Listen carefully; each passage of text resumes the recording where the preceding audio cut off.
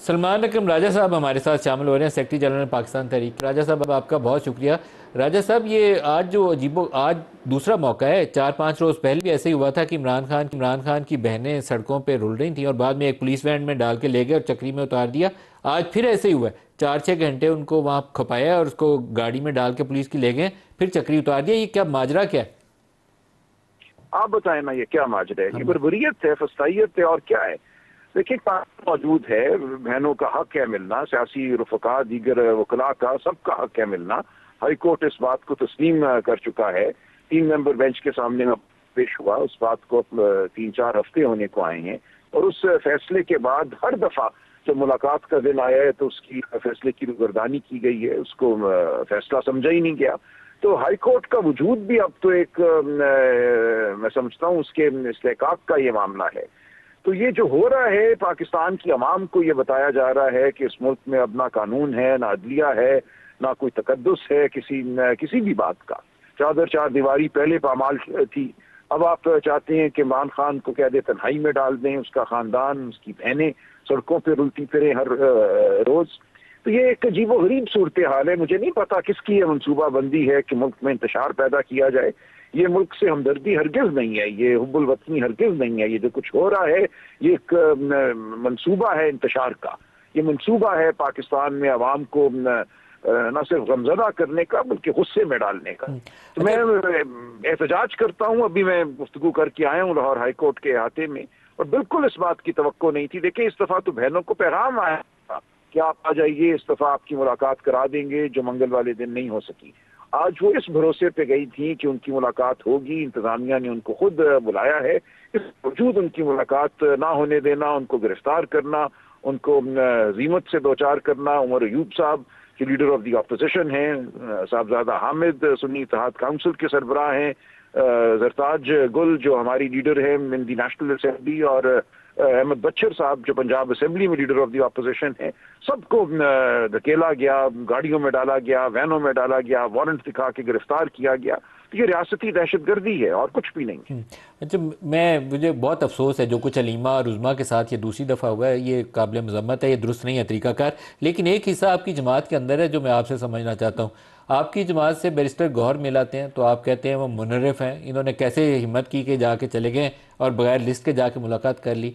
Barrister Ali Zafar मिलते हैं जो आपकी पार्टी के बड़े सीनियर मेंबर हैं, उनको आप चैलेंज करते हैं, वो आपके इन बयानात की वो मजम्मत करते हैं। तो आप लोग अगर सेम पेज पे एक ही स्ट्रेटजी के साथ आगे बढ़ें तो आपको तकवीत मिलेगी, आपकी जमाती जो भी हिकमत अमली है। लेकिन आप तो आपस में लड़ रहे हैं, एक दूसरे से उलझ रहे हैं, नहीं, उंगलियां मैं उठा रहे हैं एक समझता दूसरे के हूँ ऊपर। वो एक गुफ्तगू हुई जो अब पीछे है हमारे।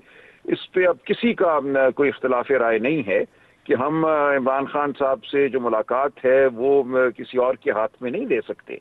ऐसा तो नहीं है कि कोई और ताकत उन पे लोग मुसल्लत करे। ये पीटीआई की जो पॉलिटिकल कमेटी है, जो सबसे बड़ा पार्टी के अंदर इदारा है, उसका मुत्तफिका फैसला है कि लिस्ट के बाहर अगर कोई जाएगा तो उसको पार्टी के डिसिप्लिन का मुनहरिफ समझा जाएगा।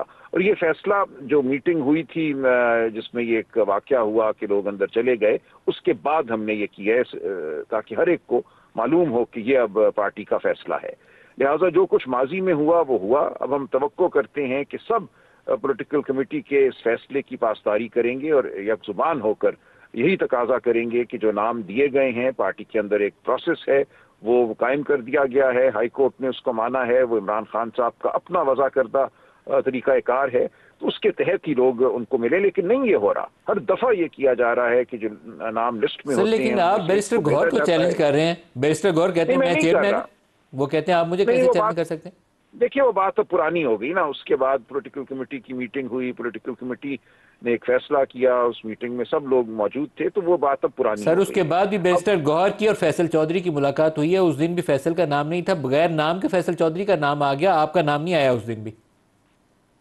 जी, उस दिन मेरा नाम तो था। मुझे तो डयाला से 1 मील दूर रोक दिया गया, सड़क पर ट्रक खड़े कर दिए गए। मैं और रीमा बीबी कई घंटे वहां खड़े रहे। फिर रीमा बीबी और बहनों को कहा गया कि सलमान साहब को तो इजाजत नहीं है, लेकिन आप आगे आ जाएं। वो एक झांसा था, उनको आगे ले गए और फिर उनको नहीं मिलने दिया गया। तो ये तो हुआ ना।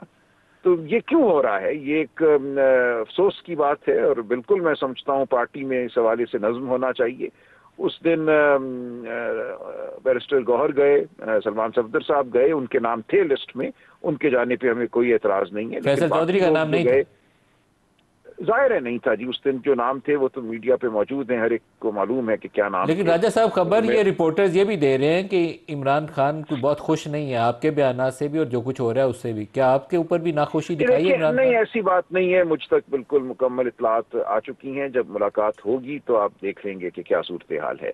ये जो लोग गए, जिनको भेजा गया, एक बयानिया बनाने की उन्होंने कोशिश की है, बिल्कुल बेकार बयानिया है, ये कहीं नहीं जाएगा। क्या इमरान ने इस पे नापसंदीदगी की जब आपने चैलेंज किया कि ये कौन होते हैं जाने वाले, ये तो मुनहरिफ हैं? नहीं क्या नहीं, इमरान देखिए ने ये इस बयान पुरानी की बात है। नापसंदीदगी की? नहीं नहीं, ये पुरानी बात है, उसूल उनका वजह करता है। इमरान खान साहब बहुत उसूल पसंद शख्सियत हैं, मैंने कोई बात अपने आप से तो नहीं की। ये पूरा उसूल जो है इमरान खान साहब ने वजह करके दिया था, जो अदालती हुक्म का हिस्सा बना, इसलिए आप इसकी फिक्र ना कीजिए। ये आइंदा की बात है, अगली जब भी कभी मुलाकात होगी उन लोगों की जो लिस्ट में है तो ये बात वाजे हो जाएगी। नियाजुल्लाह नियाजी साहब उनके कायम करता स्पोक्स पर्सन है, उनको नहीं जाने दिया जा रहा ताकि कोई मुसद्दिका बात वो ना कर सके। मुझे नहीं जाने दिया जा रहा ताकि तमाम बात सियाको सबाक में उनके सामने रखी जाए। तो ये कोई बड़ी बात नहीं है, आप इस बारे में बिल्कुल फिक्र ना कीजिए।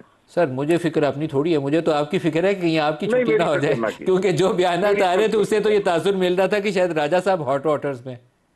नहीं नहीं, बिल्कुल नहीं, ऐसा कुछ नहीं है, आप बिल्कुल मेरी फिक्र ना कीजिए। आइंदा की आपकी हिकमत अमली क्या होगी? Last question. देखिए, अभी हम लाहौर हाई कोर्ट में एक प्रेस कॉन्फ्रेंस करके आए हैं, वकला लीडरान मेरे साथ थे। देखिए, अगर ये ऐसा ही करते रहेंगे, अदालतों के अहकामात को नहीं मानेंगे, इलेक्शन का तो जो था नतीजा आपने देख लिया, उसको कैसे उसके साथ क्या सलूक हुआ, तो फिर आप बताइए ना, पाकिस्तान में फिर क्या चारा रह जाता है पाकिस्तान की आवाम के पास।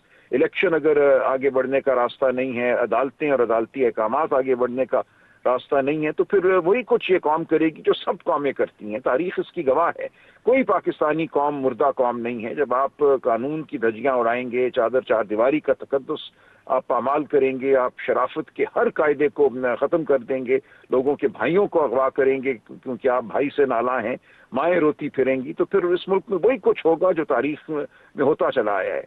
खुदा ना करे कि ऐसा हो, खुदा करे कि होश के नाखून लिए जाएं, हम जख्मों पर मरहम रख सकें, हम मिल कर बैठ सकें और आगे का कोई अच्छा लायामल बहैसियत कौम तय कर सकें। लेकिन इस वक्त कोशिश है जाबिर हल्कों की कि मुल्क में सुकून ना हो।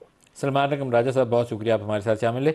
आपने एक हिस्सा राना साहब अभी आपको सुनाया, एक हिस्सा मैं और आपको सुनाना चाहूँगा, फिर ये राजा साहब की स्टेटमेंट पे आपसे रिएक्शन भी लूँगा। हार्ड स्टेट को उन्होंने कैसे डिफाइन किया, दिखाएगा। Pakistan needs to be a hard state, a country whose all institutions, whose all departments, organizations, divisions, allied departments, they are working as per the law, they are fully operational, and everything is being done as per the constitution is a hard state. Rana साहब वो कह रहे हैं कि तमाम अदारे कानून के मुताबिक और आइन के मुताबिक काम करें, रूल ऑफ लॉ हो तो फिर वो हार्ड स्टेट है। तो यहाँ तो जेल से मुलाकात कराने का तरीका भी रूल बेस नहीं है, बाकी तो क्या होना है? नहीं देखें, अगर कोई भी तनाज़ा हो, वो जेल के बाहर हो, जेल के अंदर हो, या किसी और बाज़ार या किसी चौराहे पे हो, उसके मतलब एक साइड के मौक़िफ़ को आप रूल ऑफ लॉ के मुनाफी तो नहीं कह सकते। अब देखें, मामला ये है कि अगर तो आप ले सकें तो राजा साहब के साथ जो वहाँ पे सुपरिटेंडेंट जेल हैं, या वहाँ पे जिन लोगों से ये मामला है, तो उनका मौक़िफ़ जो है वो आना चाहिए। या अगर ये जाके अदालत में दरख्वास्त देंगे कि जी वो हमें मुलाकात से रोका गया है और जो आपका हुक्म था उस पर अमल नहीं हुआ, तो वहाँ पे यकीनन उन लोगों को बुलाया जाएगा और वहाँ पे भी कोई अपना वो मौक़िफ़ जो है वो पेश करेंगे। इससे पहले जब हाई कोर्ट में पेशी हुई है तो वहाँ सुपरिटेंडेंट साहब ने वो सारी अपनी मारूज़ात जो है वो पेश की हैं, उन्होंने बताया कि वहाँ पे क्या होता है। तो मामला ये है कि ये चीज़ें जो हैं, ये चीज़ें bill in accordance with law होनी चाहिए। और अगर कोई फ्रीक जो है, अब वहाँ पे कोई अडयाला जेल में इंतज़ाम इसलाम के लिए कोई वज़ीर आज़म तो नहीं जाके बैठा, या वफाकी या सूबाई हुकूमत तो नहीं वहाँ पे आके बैठी और इन मामलात को जो है वो को रेगुलेट करने या ना करने के लिए वहाँ पे जो सुपरिटेंडेंट है, जो लोग जिनकी वहाँ पे ज़िम्मेदारी है, अगर उन्होंने कोई इन अकॉर्डेंस विद लॉ काम नहीं किया तो अदालत को उसका नोटिस लेना चाहिए। अच्छा राना साहब, एक इशू, क्योंकि आप सियासी अमूर के सबसे ज़्यादा तगड़े भारी भरकम पिलर है अपनी पार्टी के, नहरों वाले मामले में पीपल्स पार्टी और सिंध के साथ जो तनाज़ा है वो टेढ़ा मेढ़ा होता जा रहा है। अब तो डेडलाइंस के ऊपर बात आ गई है, तो कैसे आगे बढ़ेंगे? नहीं, वो टेढ़ा मेढ़ा हो ही नहीं सकता। उसकी वजह ये है कि टेढ़ा मेढ़ा तो वो उस वक्त होगा ना कि अगर हम पीपल्स पार्टी को एतमाद में लिए बगैर या इस मामले को पीपल्स पार्टी के साथ बैठ के ऑन टेबल तय किए बगैर जो है हम उस नहर की जो है वो खुदाई शुरू कर दें। लेकिन जो इस वक्त सूरत हाल वहाँ पे वो सो कॉल्ड नेशनलिस्ट ने पैदा की हुई है पीपल्स पार्टी के लिए, तो पीपल्स पार्टी जो है ना वो उस सूरत हाल में जो है वो थोड़ा जो है वो आप ये कह लें कि उसकी यरगमाल बन चुकी है। और पीपल्स पार्टी को इस तरह के बयानात और इस तरह का स्टांस जो है वो अपनाना पड़ रहा है। वरना इन नहरों के मामले में कोई ऐसा इशू नहीं है कि सिंध का पानी छीना जा रहा है या पानी को पंजाब चुराने जा रहा है। ये एक नहर की बात हो रही है, उसके ऊपर हंगामाराई हो रही है। बाकी 5 नहरें किधर हैं? वो किसी को पता है कि वो 5 नहरें कौन सी हैं? कच्छी कनाल नहर के ऊपर जिसके लिए अब फंड भी मुख्तस किए हैं वफाकी हुकूमत ने, उसके ऊपर किसी को एतराज़ है? उसके ऊपर कभी किसी ने एहतजाज किया है? एक नहर जो ये चोलिस्तान वाली है इसके ऊपर एहतजाज हो रहा है, तो बाकी जो 4 नहरें हैं वो कहाँ पे हैं? उनकी कोई क्यों बात नहीं तो करता? राना साहब सीसीआई में ले जाएं, नहरों ने ताकि थर को सैराब करना है, सीसीआई में ले जाएं, वहाँ मोहर लगाएं सारे और बात खत्म हो जाए। नहीं, तो सीसीआई में तो उस वक्त जाएगा ना जब कोई कंसेंसस होगा, जब इत्तफाक राय होगा। इत्तफाक राय में के बगैर हम सीसीआई में क्यों लेके जाएं इसको? वहाँ पे जाके जो है वो अक्सरियत से कोई फैसला करके जो है वो एक तनाज़े को एक नया रुख दें। ये सीसीआई में जाने से पहले मतलब जो है कि पीपल्स पार्टी से आपका इत्तफाक होने का भी इम्कान नहीं है, इसलिए सीसीआई भी नहीं हो रही।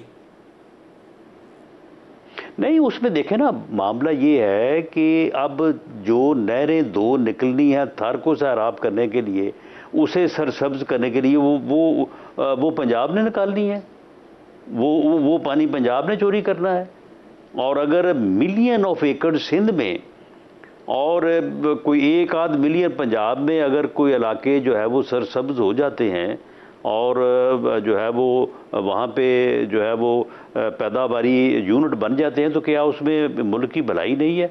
मुल्क का फ़ायदा नहीं है? आपका जो मौजूदा इरीगेशन सिस्टम है मलिक साहब, इस वक्त अगर आप जिन फरसूदा तरीक़ों से आप अपनी फसलों को सैराब कर रहे हैं, उसमें अगर आप तब्दीली ले आएँ, उसे ड्रिप इरीगेशन पे ले जाएं, तो कम से कम 20 मिलियन एकड़ आप इसी सिस्टम से जो है सेव कर सकते हैं।